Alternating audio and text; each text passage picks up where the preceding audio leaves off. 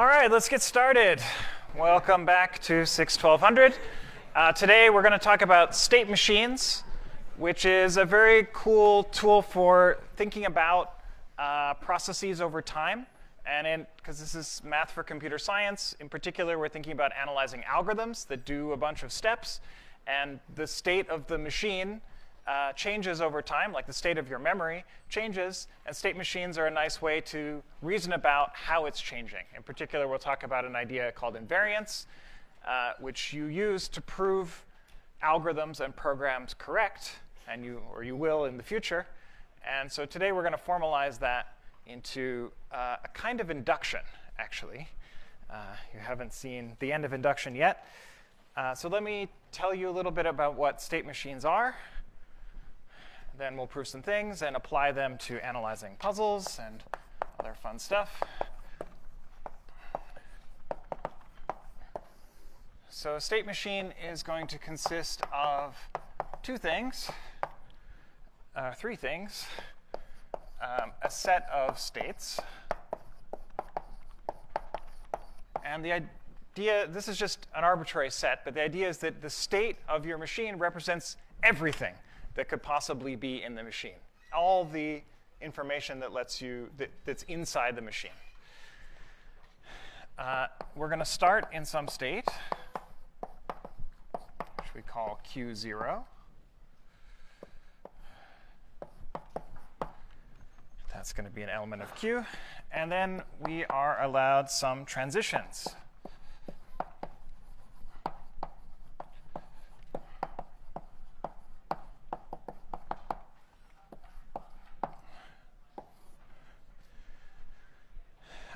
And we're going to write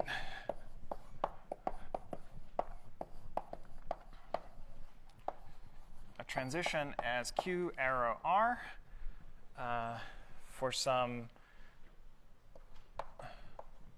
Q and R that are states. OK, let me draw you an example, very simple example of a state machine, so we have some idea of what we're talking about. This is going to be an infinite counter. I'm going to draw it visually first, and then we can say what it means with all these sets. Just ... Maybe I'll do one more.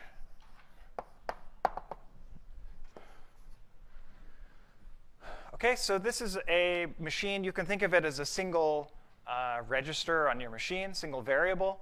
It starts at 0. This little notation here means start state. There's an arrow coming from nowhere, so that's where you start. You start in state called 0. So the set of states here is 0, 1, 2, 3, and so on. In other words, the natural numbers. OK, and then when you're in state 0, the only transition you can do, the only arrow that goes out from there is from 0 to 1. And once you're in state 1, the only thing you can do is go from 1 to 2. At some point, you decide to increment. Then you go from 2 to 3. At some point, you decide to increment, and you go from 3 to 4, and so on. So this is a very simple state machine. It turns out it will be interesting for certain reasons. But in general, you could imagine having all sorts of arrows. Maybe 1 has a transition to 3, for example. Or maybe 3 has a transition to 1. All of these are possible. You can have one state that has many transitions out of it. You can go in loops. You can do all sorts of crazy things. But let me finish precisely specifying the counter. OK, so we said here Q0 equals the state 0. And what are the transitions? Transitions are all of the I to I plus 1 transitions where I is a natural number. You may recall this set builder notation from lecture 1, I think, where we write an element on the left and we write some condition on the right. And so the idea is T is the set of all of these transitions, I to I plus 1, for every I that's a natural number. OK, so that's an example. But in general, we can have all sorts of transitions from any state to any state. But you're only allowed to make the transitions that are in T. So let's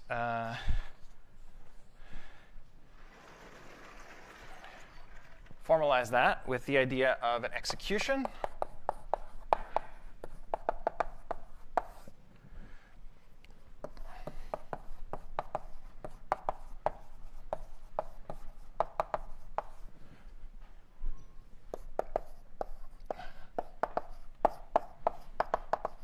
It's going to be a sequence of states that you can reach by a sequence of transitions. So let's write it as Q0, arrow Q1, arrow Q2, and so on. Maybe up to Qn.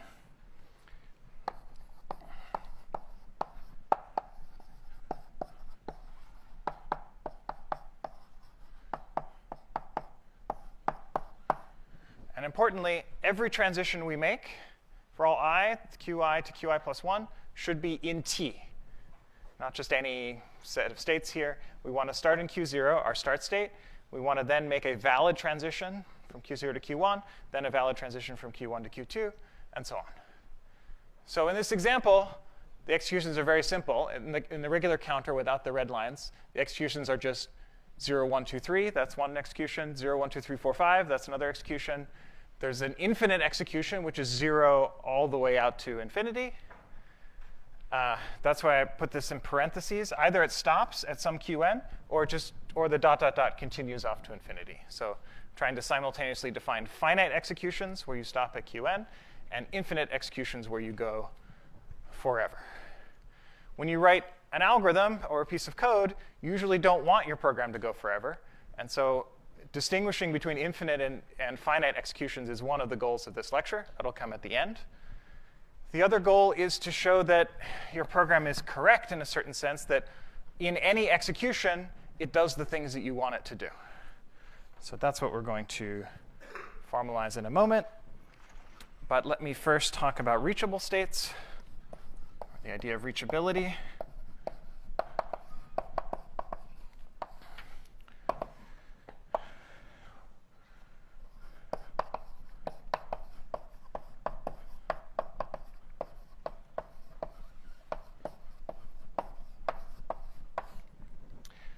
I'm going to call a state R reachable if there is an execution that starts at the start state, Q0, and ends at R.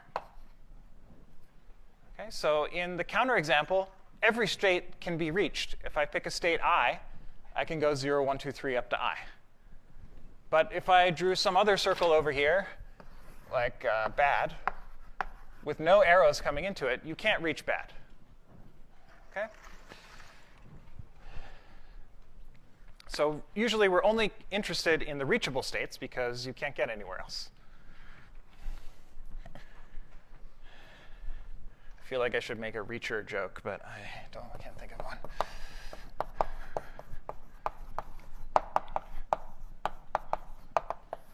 OK. I think at this point I want to talk about a more interesting example. And then we will come back to the theory.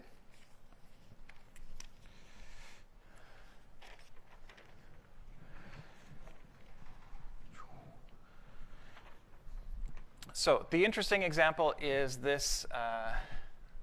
It's called the 8 puzzle. You have a 3x3 grid with one hole and 1x1 pieces in it. And you can slide them around. And so this is the solve state. Your goal is to get here. But you start in some random state, and you want to move the pieces around to get there. So what we'd like to do is capture how to solve this puzzle, or actually maybe more interestingly is when it's solvable. So here, for example, I'm almost solved. 1, 2, 3, 4, 6, 5, 7, 8. I wanted to get into 1, 2, 3, 4, 5, 6, 7, 8. It turns out that puzzle is not solvable. I claim it's impossible to get from here to the goal. So let's talk about the 8 puzzle.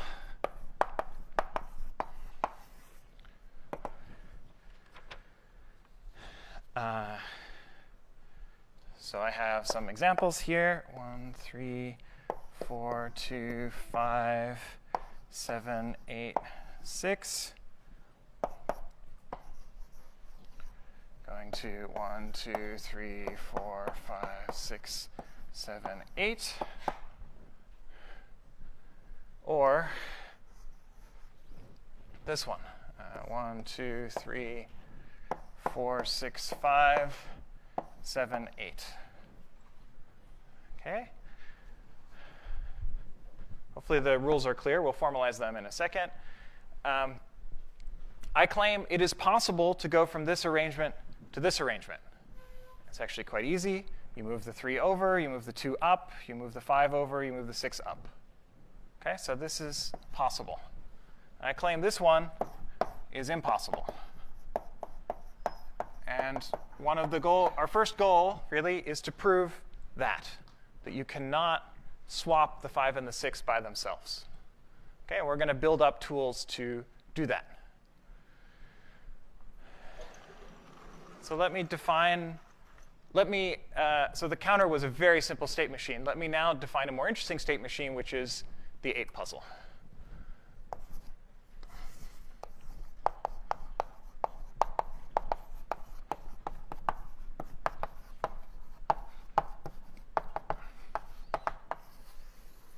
Okay, remember the set of states Q is supposed to encapsulate everything about the puzzle or your system or whatever.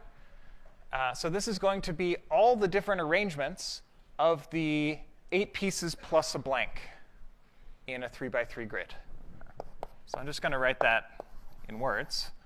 All possible arrangements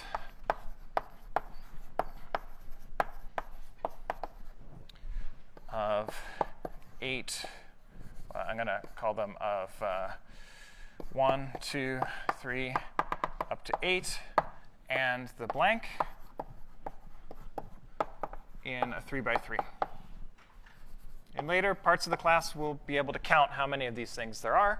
It's 9 factorial, but we don't really care how many there are right now. We just want to think about this as a set of all the possible states of this board.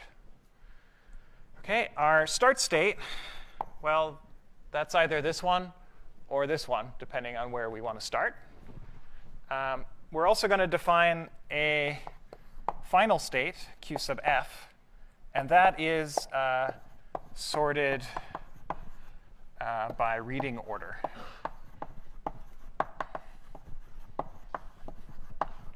So this is Q sub f. Reading order, like in English, you read the top row, second row, third row with the x at the end. That's always our goal in this puzzle. That's our definition. And then what about the transitions? Okay. Transitions are going to look like some Q to R for 2 states Q and R. And it's when you can get from Q to R by making one slide. I'm just going to write that in words.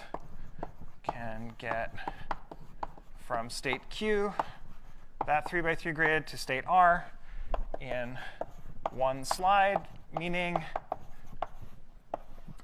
you exchange the blank, the x, with one of its neighboring cells. So in particular, there is at most 4 different transitions from any state. You could move the thing above the blank into the blank. You move the left, right, or below the blank into the blank. But if it's on the boundary, you have fewer than 4 moves. Okay, so hopefully now I've said it enough times. The rules are clear if you haven't played this game before. 15 puzzle is much more common. But 8 puzzle is a little easier to think about. Smaller pictures, easier to draw, and I could actually solve it in a reasonable amount of time. Okay, so this is a claim that we want to prove. You cannot get from this state with 5 and 6 flipped into this state. And so now we're going to build some technology to do that. And that technology is first part of it is called a state predicate. So we've seen predicates before.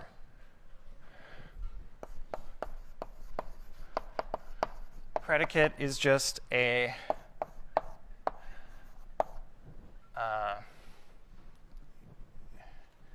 a proposition that depends on some variable.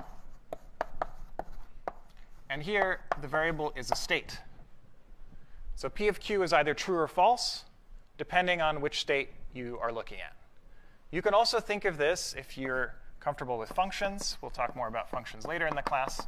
This is a function from Q to the Booleans, true or false. It's an equivalent way to think about it, whatever you're more comfortable with. For every state, this predicate assigns true or false. OK, now we're going to define two types of predicates that are particularly interesting. A predicate is preserved if, whenever there's a transition from Q to R, P of Q implies P of R. What does that mean? It means that if I start in some state where P is true, and I do a transition, then P remains true.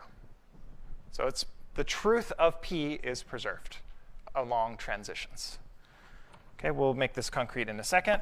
Second important notion is called an invariant, or invariant state predicate. If P of Q is true for all reachable states Q.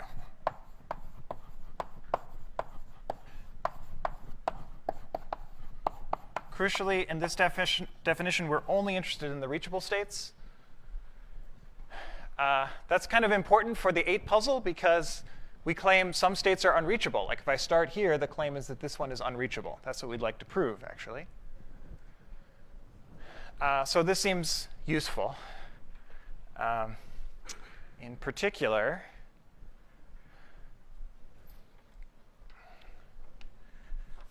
let's write this fun fact.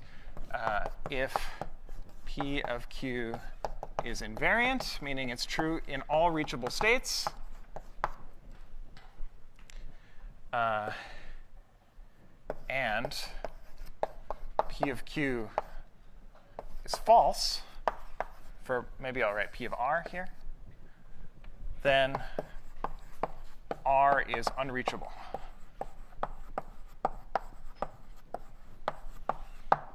Okay, that's pretty much by definition, and maybe the contrapositive. This is saying for invariant means that for all reachable states, P of Q must be true. So if I can find a particular state R where P is false, that means you cannot reach it. And that's what we'd like to show, right? We'd like to show this state is unreachable from this one. So maybe we can use these state predicates to do that. And indeed, we can. OK.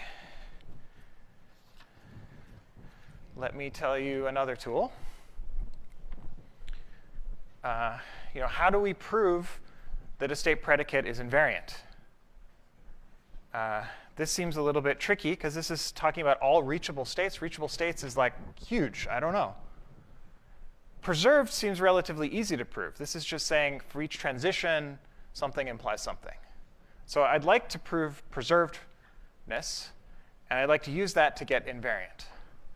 And we're going to do that using induction, but a particular form of induction called the invariant principle.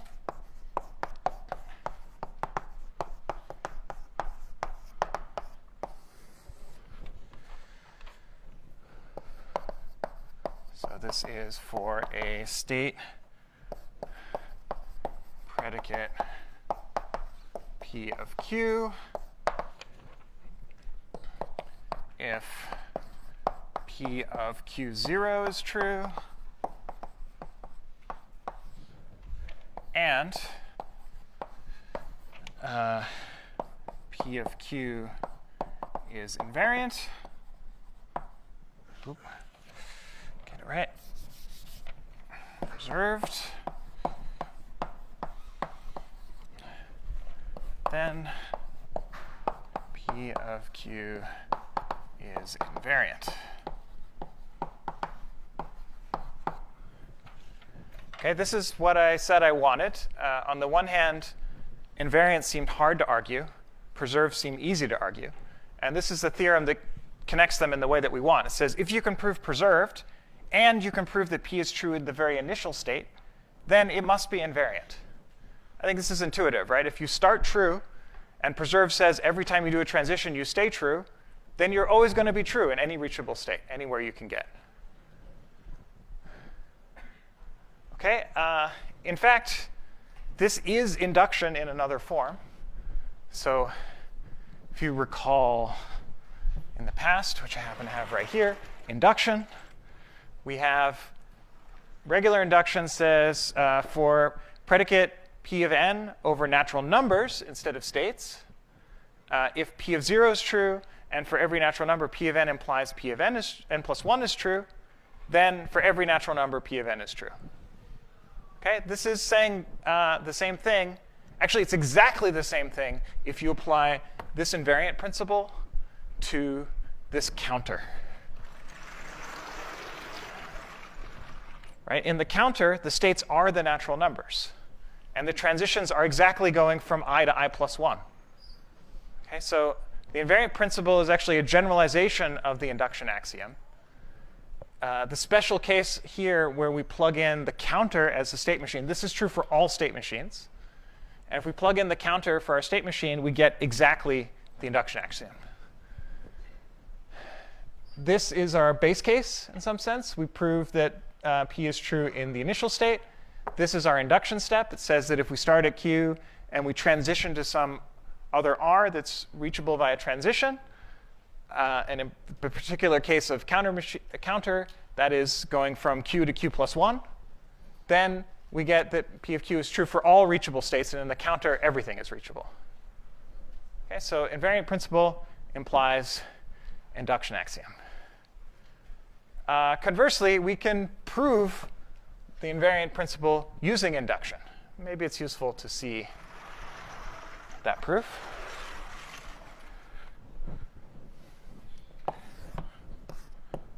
So let's prove the invariant principle by induction.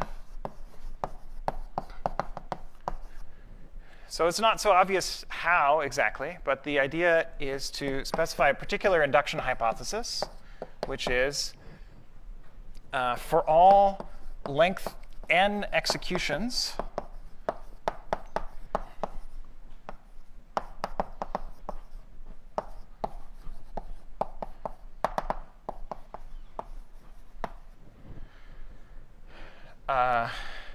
P of Qn is true. There should be a colon out here.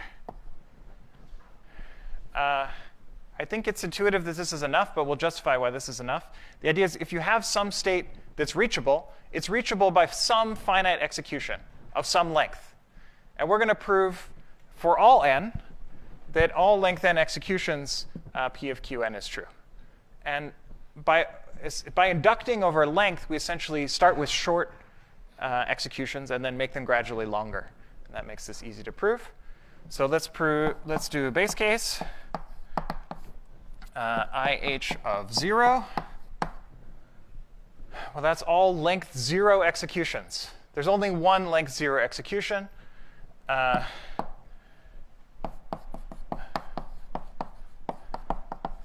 is just Q0. You start at Q0 and you stay there. That's length 0.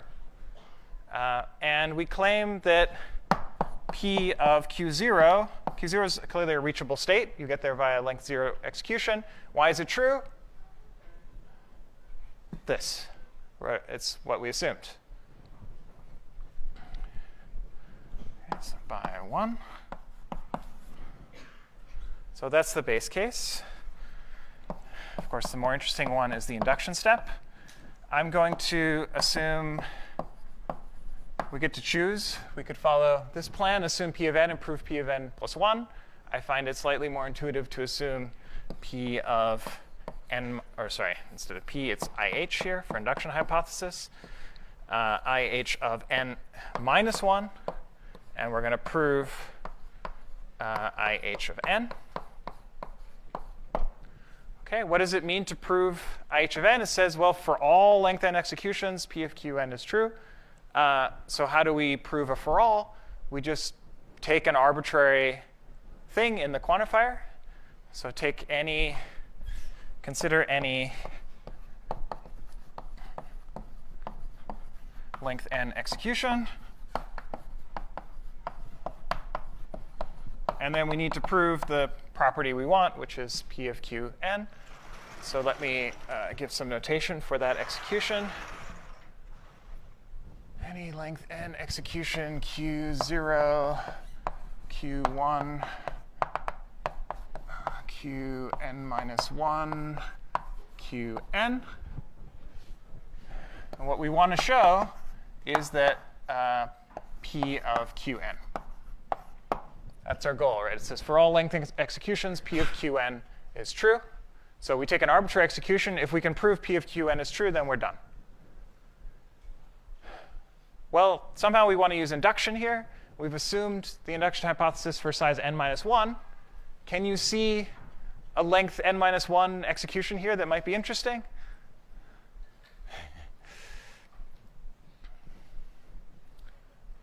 Yeah.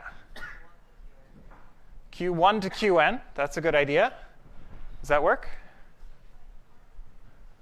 Is that an execution? Let's go back and check. Execution of a state machine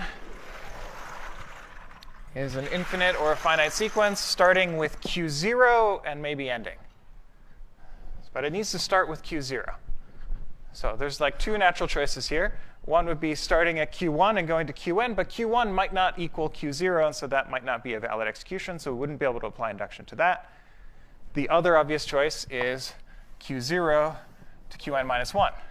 That is a valid execution of length 1 smaller, length n minus 1, because it starts with Q0. Okay, a lot of terms here, so it's easy to lose track, but eventually they will become comfortable. So by induction hypothesis of n minus 1, if we apply it to this execution of length n minus 1, we learn that P of Qn minus 1 is true. Right? That's what the induction hypothesis says. The last state in your execution is true. So now we know P of this is true. We just need to prove P of this is true. Why is that? Because property 2. P of Q is preserved, which we can unroll over here. It says for every transition, in particular the one from Qn minus 1 to Qn, P of Qn minus 1 implies P of Qn.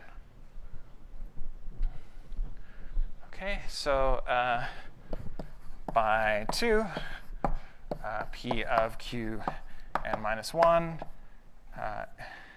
implies P of Qn, because this is a transition in T. So P of Qn. So that's the end of the induction step. So by induction, we get for all n, induction hypothesis of n. And the idea is that this implies P of Q for all reachable states Q.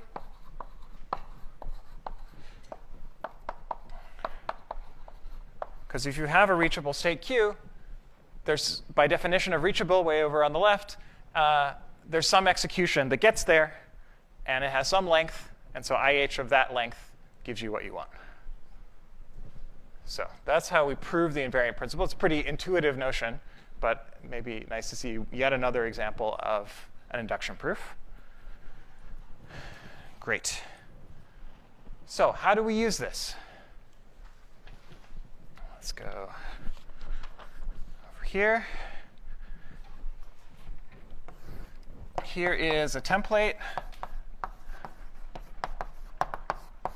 for proving a theorem, which is P of Q is invariant. This is the thing I keep saying is hard to prove, or by the definition it seems hard to prove, but using this invariant principle it's going to be easy. Here's what a general proof will look like. We can say proof by invariant principle.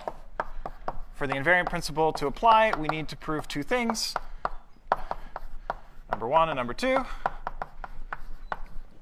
So number 1 is prove that P of Q0 is true. And in a template, we just say because reasons, which we don't know, or we have to fill in. And the second thing is that P of Q is preserved. That's the more interesting thing. And for this, we need to unroll the definition of preserved. It says for all transitions Q to R, P of Q implies Q of R. So how do we prove that? We just take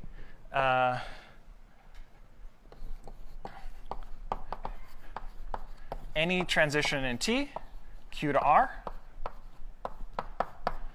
And because it's an implication, we can assume the left hand, if we want to prove an implication, we can assume the left part, this is the direct proof, and prove the right part. So we can assume P of Q is true. And then what we need to do is show that P of R is true. That's the interesting step, which we need to fill in. But this is the template we're going to now use to analyze the 8 puzzle. Of course, I haven't defined what predicate we're analyzing. That's the next step. But once we have a predicate, we'll be able to prove that it's invariant using this simple structure. Right? Just check it. Check that it's initially true, and check that if you start from something that's true, you take a transition out of it, it's still true. Great. All right.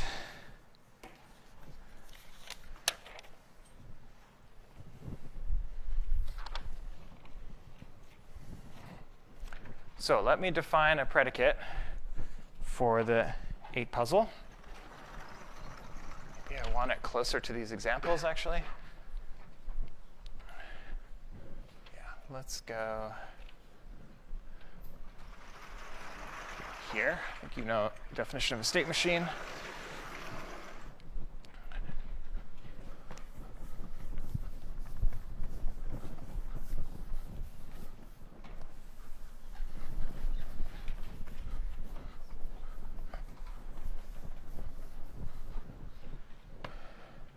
OK, so for this 8 puzzle state machine, I'd like to define a bit of a bizarre predicate.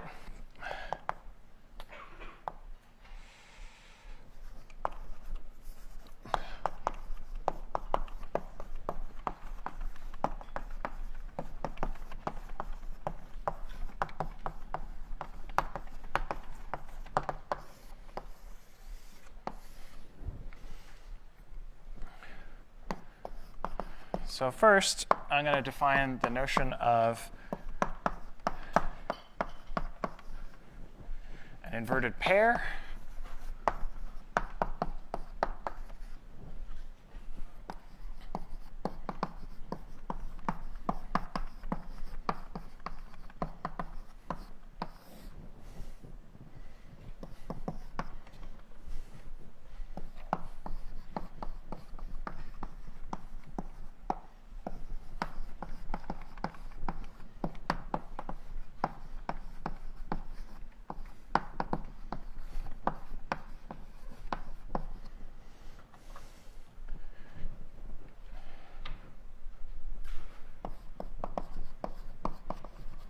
This is going to depend on what state we're in. So let's do it. Let's look at inverted pairs in this example. And these 3 examples. So an inverted pair is a 2 numbers, so not the blank, but 2 numbers between 1 and 8.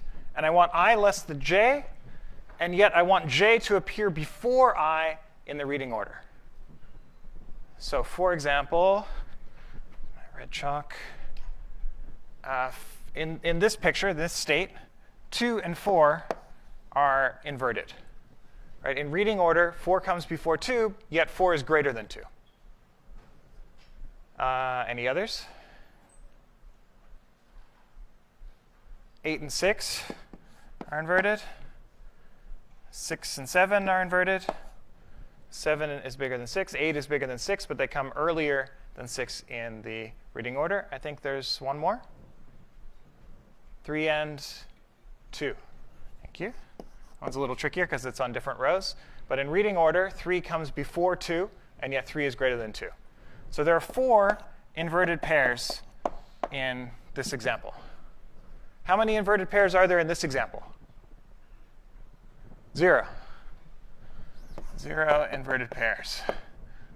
How about this one? 1. Yeah.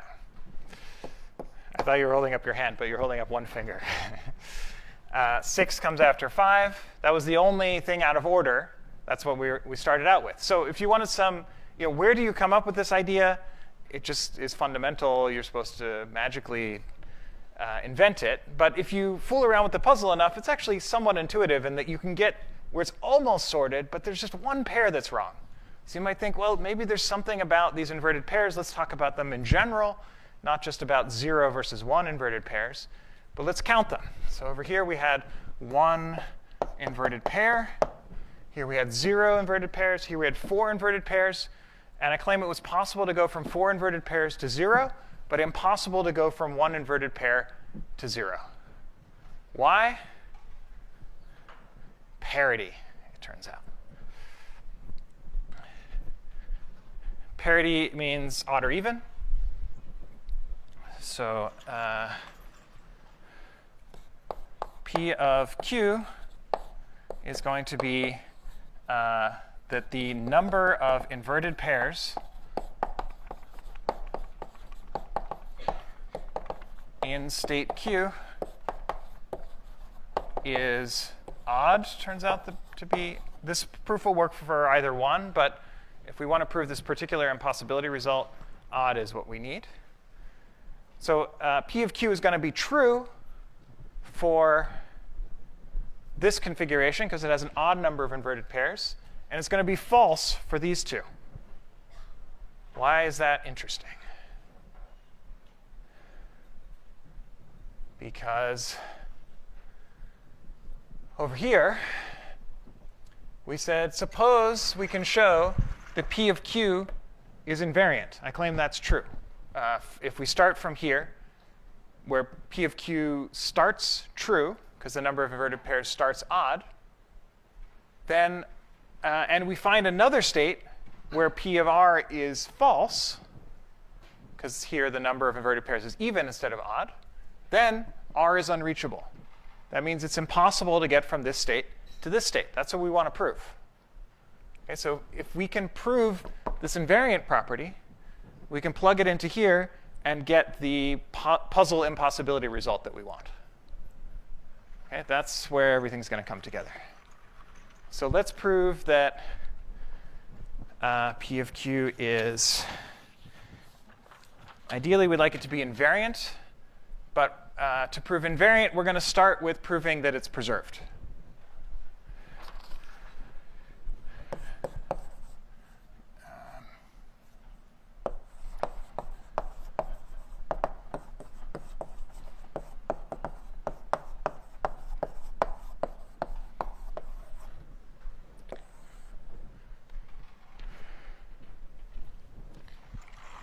The reason for the 8 puzzle that I want to talk about preserved first is to be invariant, it depends where you start.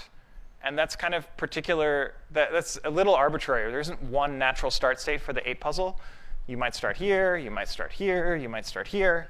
That would be a very easy puzzle. But preserved is just a general property about the system. So I don't need to assume anything for that. So we want to do this part. We want to prove P of Q is preserved. So we consider any transition Q to R where P of Q is true. We need to prove P of R is true. OK, so here, let me plug in the outline of step 2 there. Consider any transition Q to R that's valid, it's in T, where P of Q is true. And we want to show P of R is true. OK, what do transitions look like in this game? Well, relative to reading order talks about rows. So there's really two types of moves we care about. There's horizontal moves left and right, and there's vertical moves up and down. I claim those are the two cases that we need to think about because we're thinking about reading order. So case one is that this transition, Q to R, is a horizontal move.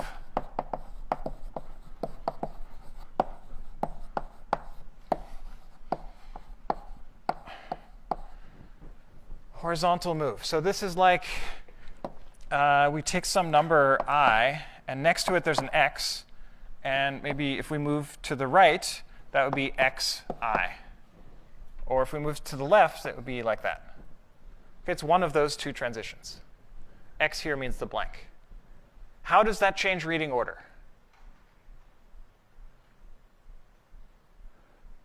Yeah. Nothing. Nothing changes, right? The reading order is the same. Reading order, when we're talking about reading order, we're only talking about the numbers. We don't care about the x. So no changes in reading order.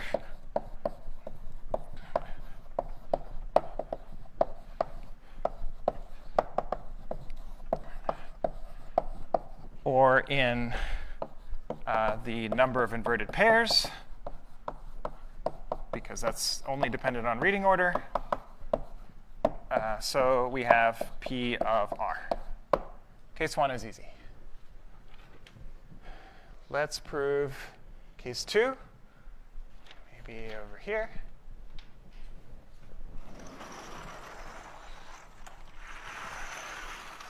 Case two is a vertical move. Here there's actually something to show. More interesting.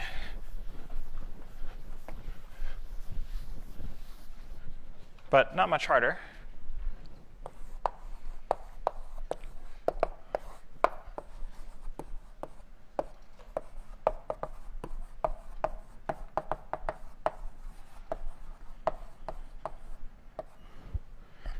Okay, I'm going to draw some pictures for intuition. It could be we are moving I down and there's two things to the right of I. It could be we're moving I in the middle to here. Or it could be we're moving I on the right down to here. Okay, and this is for a down move. Up is going to be symmetric, but let's first think about down moves. So in order to do a down move, in reading order, there are two items that come after I. Because we're moving down, there is something after I. Right? There's a whole row after I until this x. So if we can move I down, there's two numbers between I and the x in reading order. And I starts before those numbers, if we're going down, and ends after. So the move here, we can think of it as swapping. We want to swap I with x. Okay? But this is equivalent to swapping I with j, first of all, and then swapping I with k. Instead of going straight down, in another color, I'm going to think of swapping I to first come after j, and then come after k. That's the same as the x. And it doesn't matter where we started. It could be here, and then we go here. Or it could be here, we go after j, and then we go after k. The point is, if we figure out how to swap two adjacent numbers in reading order, and we swap I twice, then I gets to where the x is, because this is a 3 by 3. That's why twice. Okay? So now what we care about is what happens when we swap two adjacent items.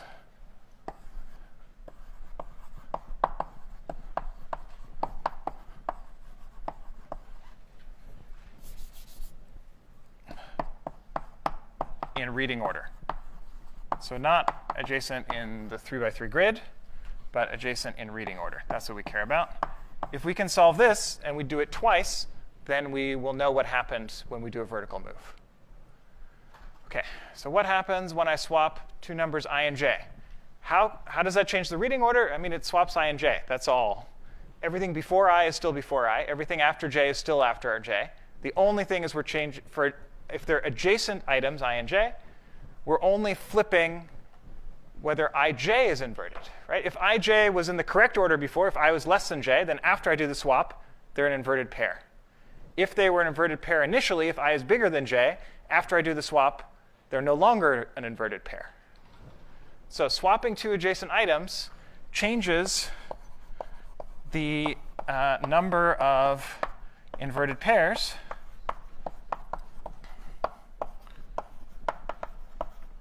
by plus or minus 1. If they were inverted before, it decreases the number. If they weren't inverted before, it increases the number, but always by 1. Never stays the same, never changes by 7. Okay? So that when we swap two adjacent pairs, we change by plus or minus 1. When we do a vertical move, we want to do two of these adjacent swaps. So let's continue over here. So if we do two adjacent swaps,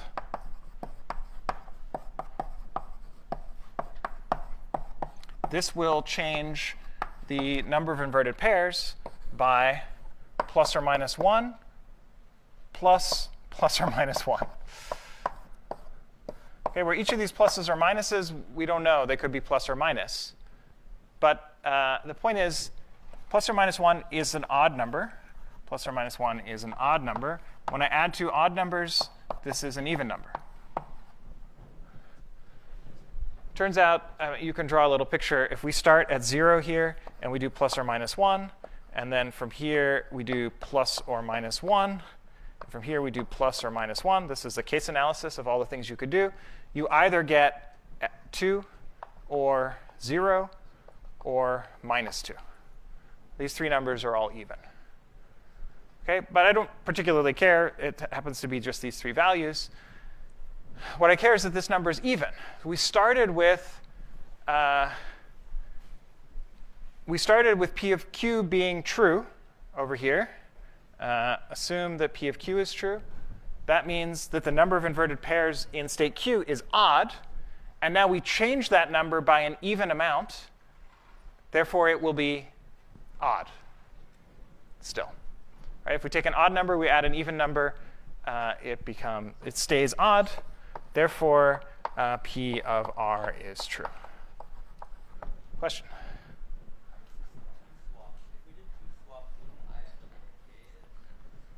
So question is, why is this two swaps?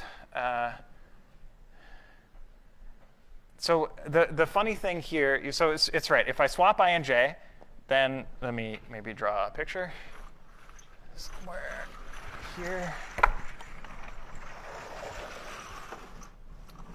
Let's just go here. Scratch space.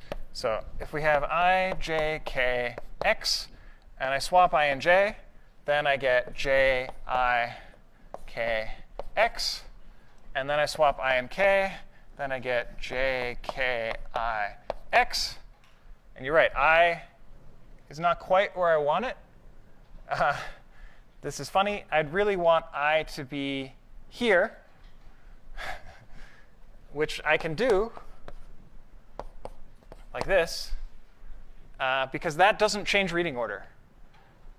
OK, it's good that we spell this out. And also, I can do horizontal moves for free. So j, k, I. This is maybe a way to think about it. The point is that these three have the same reading order.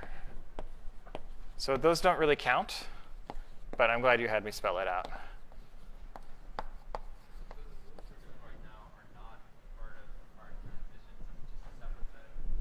Right. These are not valid transitions, indeed. At the end, we get to something that's a valid transition. So the transition goes from here directly to here. And we're splitting it up into some sub-moves that aren't valid moves by themselves. but easier to analyze. First, we think about what happens when we swap I and j. That changes by plus or minus 1. Then we swap I and k. That changes these by plus or minus 1. Then we do these horizontal moves, which doesn't change anything, or kind of horizontal moves. Moving the x in reading order doesn't change anything. Cool? All right. Great. I feel like I skipped a little bit of a step here, but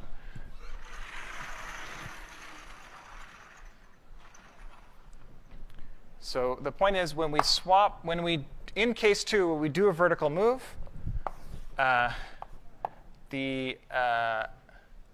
we started with an odd number of inverted pairs, and then we add an even number, and odd plus even equals odd. Therefore, P of R is true.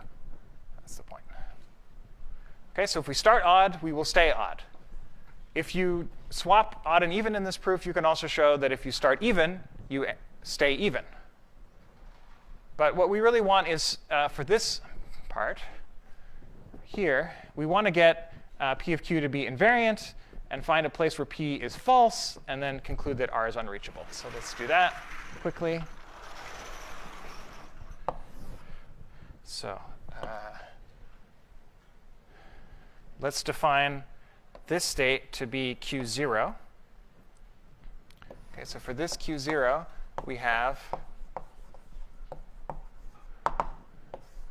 or maybe let's say, if P of Q0 is true, as in this example, because there's an odd number of inverted pairs, then P of Q is invariant.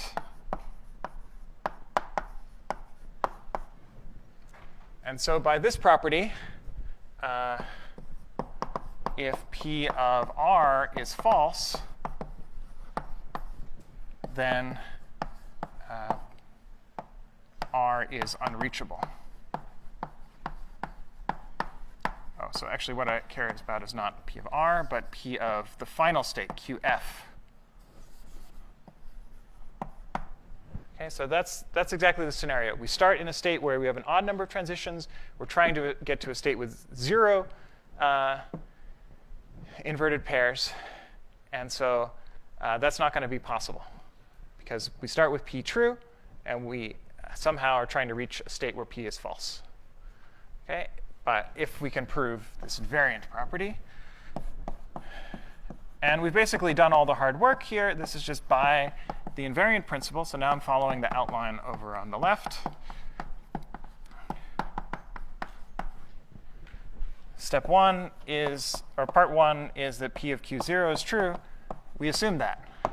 Step 2 is that P of Q is preserved. And we just proved that. This is our theorem. So maybe you don't know this word, corollary, or corollary if you're Canadian. Corollary means something that follows. So theorem means something that's true. Both of these are supposed to be true. But these are words to say that, okay, theorem was sort of the main thing we wanted to prove. And then corollary is something that follows immediately from it. It's like almost a one-line proof here. Once we have the theorem, the corollary is immediate. So there's some terminology. Okay, so hopefully you now believe this is impossible. Any questions about the 8 puzzle? For fun, let's solve it one more time. I actually didn't have time this morning to implement the only generate solvable puzzles, so I have no idea whether this will be solvable. It's kind of exciting. If you can count the inversions, you'll figure it out. But I keep moving it, so it's pretty hard. I'm following a particular slow algorithm for solving this puzzle, which I won't describe, but it's on WikiHow if you're interested. Oh, I solved it. Great. So I must have started with an even number of inverted pairs. In a future version, I will add that number. But there we go. Cool. Question?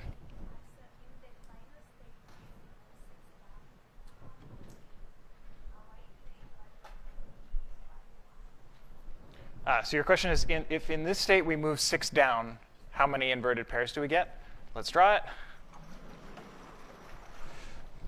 So that is 1, 2, 3, 4, 5x. It should be 2. 7, 8, 6. How many inverted pairs are there? 7 is inverted with 6. 8 is inverted with 6. And that's it.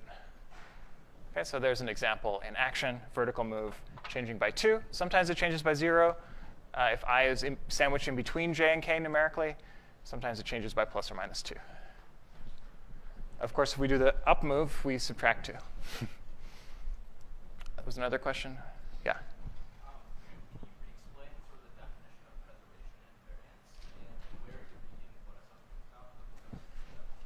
OK, question is, explain preserved and invariant, and where are we using different parts? If I can make an induction analogy for a second, preserved means is like your induction step. It says every time you do a transition, if p started true, it remains true.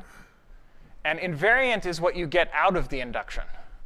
Let's go over to the invariant principle here. The invariant principle basically says preserved implies invariant, except you also need to check that you start true. If p starts true, and whenever you do a transition, it remains true, then it's always true for every reachable state. Okay, so crucially, in this setup, we're ignoring all the unreachable states. Just talking, invariant only talks about reachable states. It says that every reachable state, p is true. That's what we're concluding from we start true, and every time we start in a true state and we make a transition, we remain true. Hopefully that's clear. Takes a little while to get comfortable with these definitions, but very important, the difference between preserved and invariant. So if you forget, read the definition. Or just follow this template.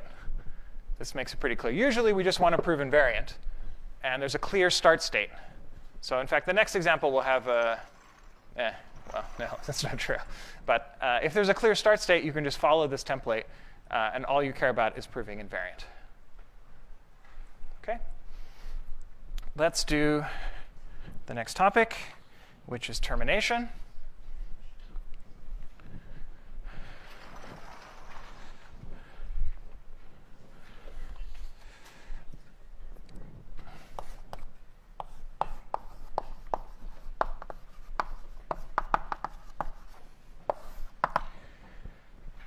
And maybe I want to start with an example.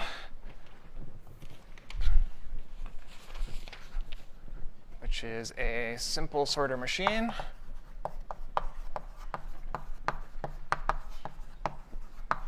This is another state machine. And it sorts n numbers. This is a problem we study a lot in the follow-ons to this class, the algorithms classes. So suppose we're given a bunch of real numbers, or integers, whatever. Want to sort them in increasing order.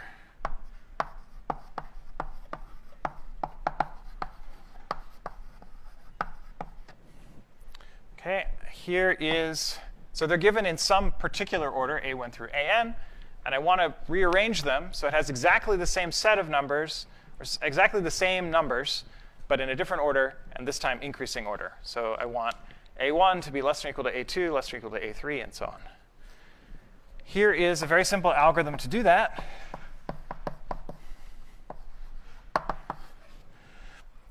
Which is, while there's some index I where ai is bigger than ai plus 1, swap ai with ai plus 1. OK, so I'm just looking at consecutive pairs, ai to ai plus 1. And if there's some that's out of order, I is less than I plus 1, but ai is greater than ai plus 1, then I want to swap them in the right order. We can see this algorithm in action for fun. And then we're going to convert this algorithm into a state machine. Okay, so just pretend you understand algorithms for a second. Here we have the numbers in a particular order. The height corresponds to the value that's written, 362541. And we're just going to do an example. But then we do a swap. We're always swapping adjacent pairs. And then Pac-Man comes over to the left. And we get them in sorted order. Okay, so that is the algorithm. Let's now analyze it as a state machine.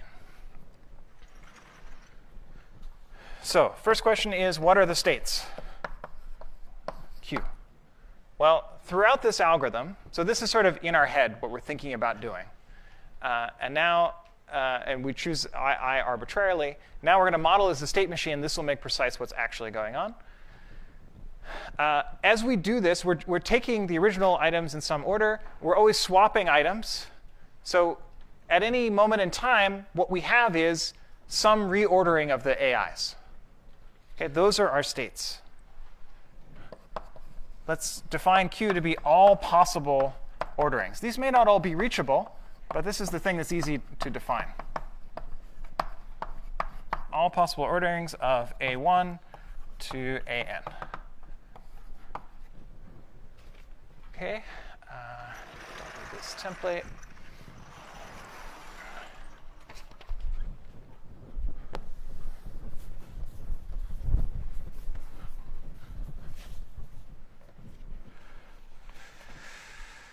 Okay, what are the transitions?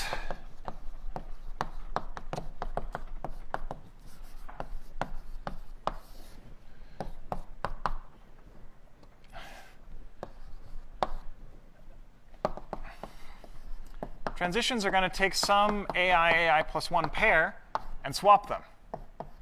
So if we start with them in this order, they're going to end up in the opposite order.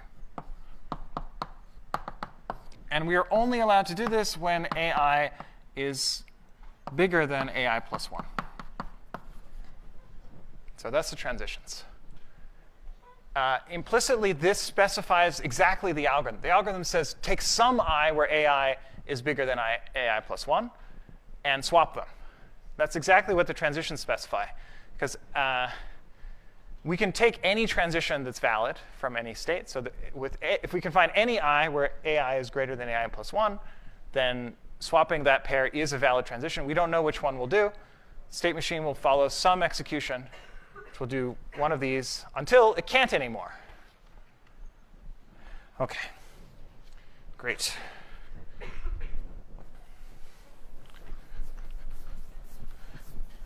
Can't anymore. Let's define a tool which is final states.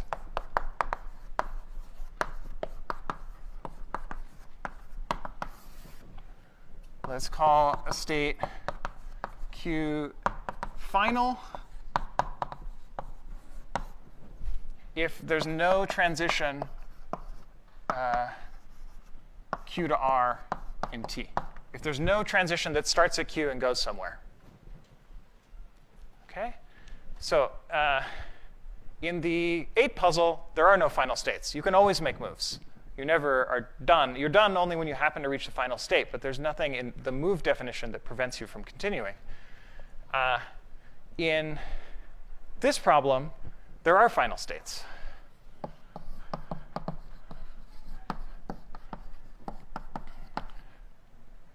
I claim it's exactly A0 to AN, where A1 is less or equal to A2, is less or equal to A3, and so on is less or equal to AN, namely the sorted order. Why? Well, first of all, I claim this state is final. Because if you look at any pair AI plus 1, we have AI is less than or equal to AI plus 1. So we don't have a transition out of there. So these states are definitely final. I also claim that it's all the final states. Because if I had some state where this is not true, that means one of these inequalities is not true. So that means there's some AI that's greater than AI plus 1, and then there's a transition. Okay, so that was an argument, a spoken argument for why the final states are exactly this. Technically, we're proving all of these states are final, and that all final states are of this form, and therefore these are all the final states. OK, cool. So this gives us something we call partially correct. I'm not going to define this formally. Partially correct machine is a machine where if it terminates, which I haven't defined, then gives a correct answer.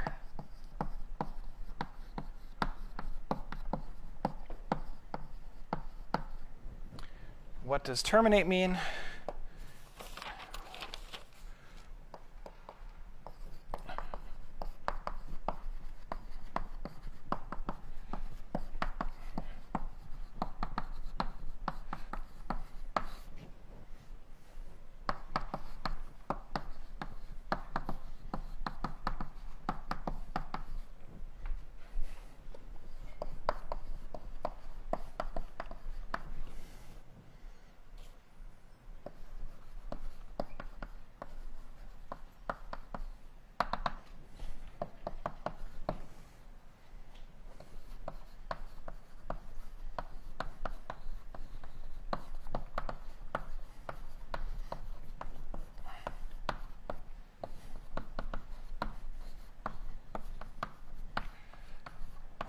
OK. Terminate means we're going to say a state machine terminates, or really what we're meaning is it always terminates. No matter how you execute this machine, it stops. And the only way it can stop is that it reaches a final state. If you think about it for a second, the definition of execution was a sequence of transitions. And so terminate says there's no infinite execution. For an infinite execution, that means every state qi, there's some transition out of it to qi plus 1.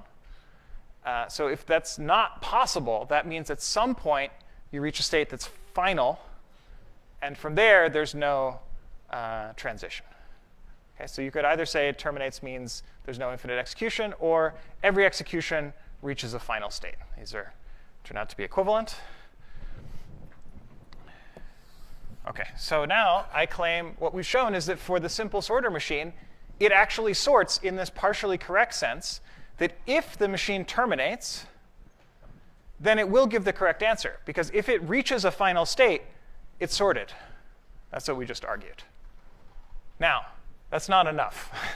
We also want to show that it terminates. And so really the main thing to do, is to prove termination. And in particular, let's say a machine is correct if it terminates and produces the right answer, which was partially correct.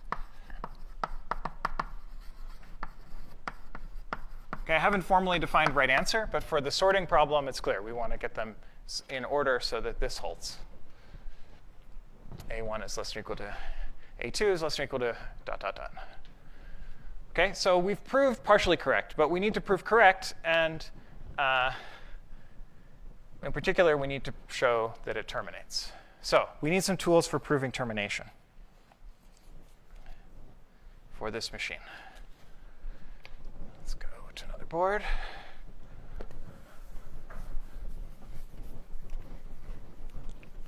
We want to make sure that this algorithm doesn't take forever. It doesn't go in an infinite loop. It never reaches the sorted state.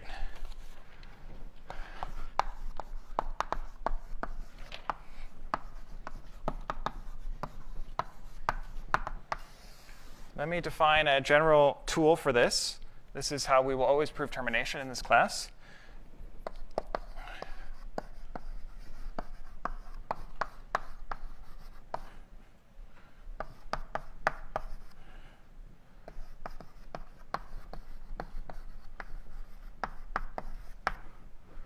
It's called a derived variable. This is sort of a reference to random variables, which we will see when we get to the probability section of the class. Lots of forward references today. It's very simple. It's just for every state, we define a real number. x of q, however you want. Okay? In other words, this is a function from the set of states to the real numbers. Okay? In our applications, we're only going to think of the natural numbers here, but in general, this could be a real number. Okay? And we're going to call it a derived variable strictly decreasing.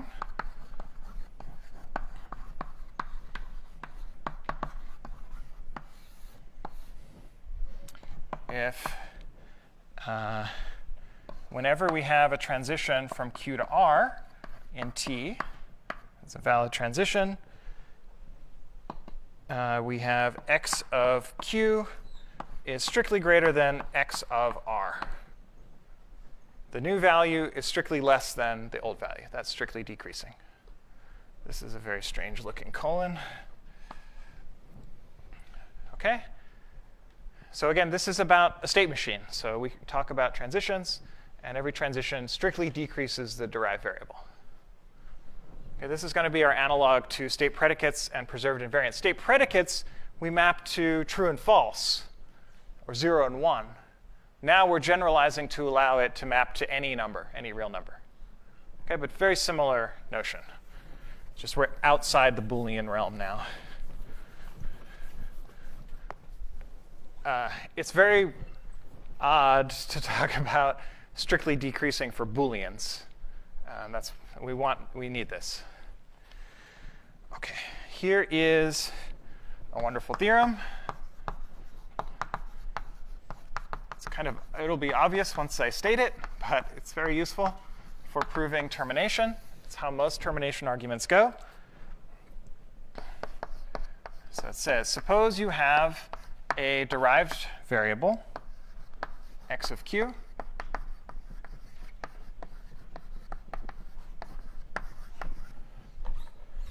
and suppose it satisfies two properties. Property 1 is it's actually over the natural numbers, not reals. And property 2 is that it's strictly decreasing.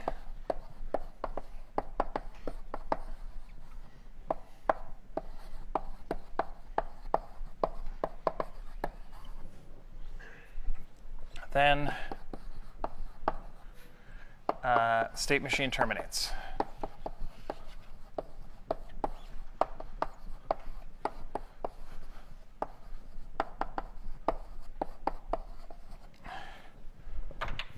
Okay, so the then is, of course, what we want. We want to show that our state machine terminates. So a claim, this is all you need to show. You need to construct some derived variable where the value is always a natural number. So crucially, it's always non-negative, and it's always an integer. I highlight this instead of putting it in the definition because this is something we really need to prove. This theorem is false if you allow real numbers. It's false if you allow negative numbers. Very important that they're non-negative integers, so that's something we need to check. And it's strictly decreasing. That's all we need. Then we're guaranteed the machine will terminate. Why? Any guesses? Why? Why is this guarantee that our machine terminates? Yeah. Well, when we reach 0, if x of q is strictly decreasing, there's nowhere to decrease, so there must be no more transitions. That sounds good. So when x of q reaches 0, I don't know if it does, but if it reaches 0, you definitely can't go any farther because there's no transitions out of 0. You can't strictly decrease from 0 if you're non-negative. Why do we get to 0? Yeah.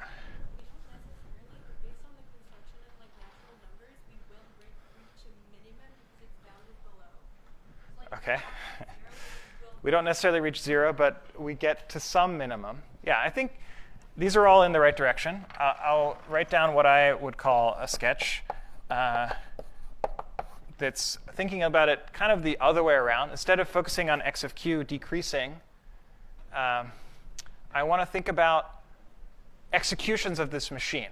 Right? We want to prove that the machine terminates. That means that there are no infinite sequences. In other words, all executions have finite length. I claim all executions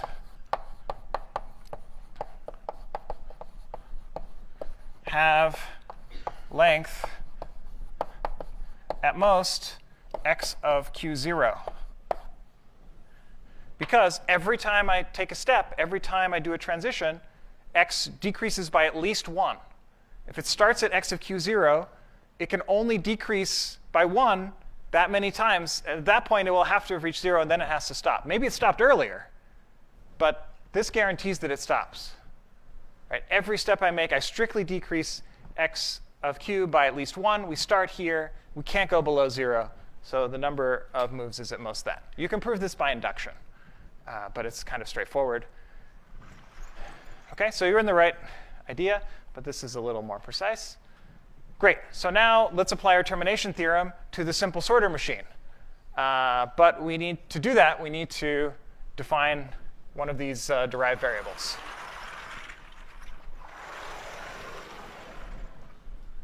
And it's actually this one. I'll be mean and just erase this. There's our derived variable. I'll rewrite it. So there's a reason these two examples are in the same lecture. Use the same idea, which is inverted pairs. Oh, perhaps I shouldn't have erased the definition of inverted pairs. Sorry. So back to the simple sorting machine. We're going to define P of Q to be the number of inverted pairs in state Q.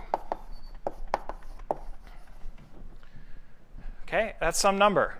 It's a natural number, right? It's always greater than or equal to 0. It's always an integer, because inverted pairs were this discrete object. It was a set ij. Oh, maybe I need to redefine this a little bit. It's no longer a reading order. So what is an inverted pair? This is ij, where I is less than j. Sorry. But ai is greater than aj. So it's I and j here are indices into this sequence. So in this example, let's say 6, 2 is inverted, because 6 is to the left of 2, but 6 is greater than 2, and that's the opposite of what we want. But also 6, 1 is inverted. It's not just adjacent pairs, all the pairs. So there's a bunch of pairs here. How many? It's exactly the number of dots in this diagram. Each dot, which we construct by taking each of these numbers of the particular height and drawing a leftward ray, a line to the left. And every time we hit another number, that means that number was taller than I was. So 1, for example, is wrong with everybody, because it's supposed to be all the way on the left. OK, so with this funny height diagram, you just draw these lines. Those are the inverted pairs. So it's a nice visualization. Thanks, Zach. And Bryn Moore. So now we think about what happens when we do a swap. So for example, here I swap these two items. Oh, great. Before 6 and 2 were inverted. Now they're not. And that's all that changed, because we're in the algorithm, in the transitions, we're only swapping adjacent pairs. OK, if I swap it back, the number increases. OK, and now if we watch this algorithm, each time it swaps an adjacent pair, it decreases by 1 the number of inverted pairs. Watch it one more time for fun. Love this animation. OK, so